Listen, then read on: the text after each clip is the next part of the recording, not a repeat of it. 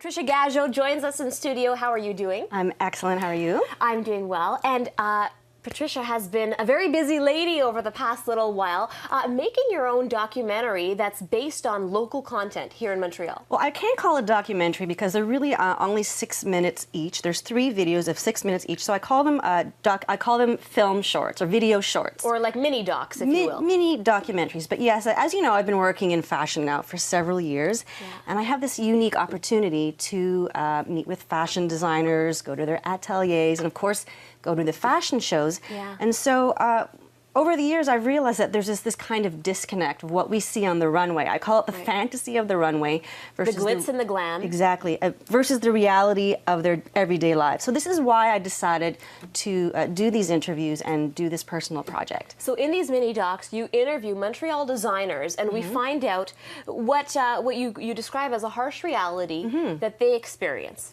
Yes, I think that there's this huge disconnect, and if you work in the industry, you know about it, but I think largely the consumer doesn't know this.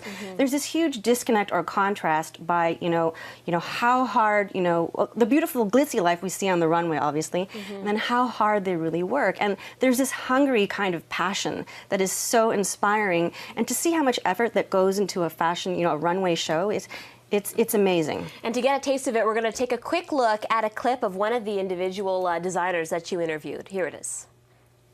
That's what fashion is.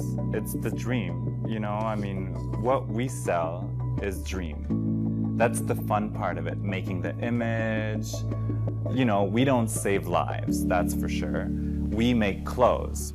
That's what we live for. So what is that individual story? So the interesting thing that these are 2 gentlemen from Montreal. It's José Manuel Saint-Jacques and Simon Bélanger. Now they're the designers of Untitled.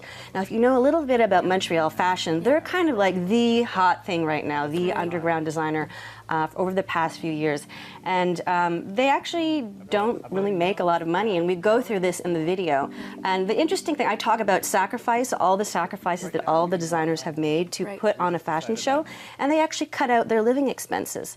So for a little while they were squatting with friends and moving around, and because they found it was more important for them to have a studio. So people are going and spending so much money for clothing that while these designers are squatting. Yes, they have. I call them the homeless designers. They're going to hate me for that. Unbelievable. But they have a home now, so they're doing well. Yeah. But yeah, the homeless designers, and we think that we have this illusion that designers are living in mansions and driving around in beautiful cars, but it's definitely not the case. Right. We're going to take another look at another short snippet from Patricia's mini doc.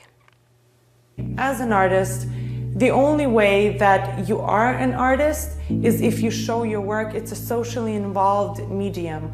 Because, if you're an artist and you don't show your work, it's like writing in a diary and calling yourself an author.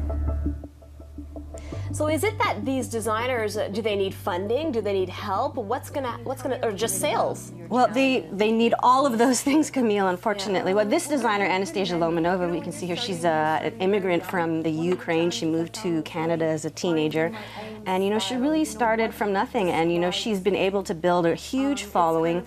And yes, as you were saying, that, designers, they need money to put out a collection. And, they need, collection to sell clothes. So it's like this kind of, vicious circle.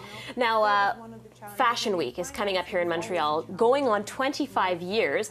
And there was a recent article in La Presse talking all about the fact that, asking the question, is Fashion Week in trouble? And is it in any way connected to these kinds of stories? I think, well, this is a product, designer suffering is obviously a product of, there's no sales in Montreal for designers. So actually today, it's actually kind of timely that we're talking about these videos today.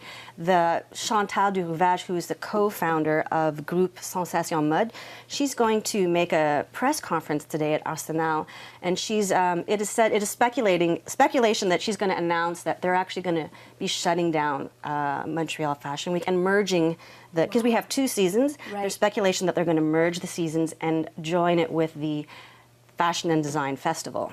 So what is the real reason for why? You said there's not sales that much sales in Montreal? Well, I mean, there's so many things to point at, and I'm not a business writer, but there's the things like H&M and Zara, this kind of fashion. There aren't a lot of people investing in Montreal designers, and having said that, the consumers aren't investing in local designers, and so business people aren't, and so it's a sad story. And I'm hoping actually that that's not what she's going to say today, but this is the buzz that's going around now.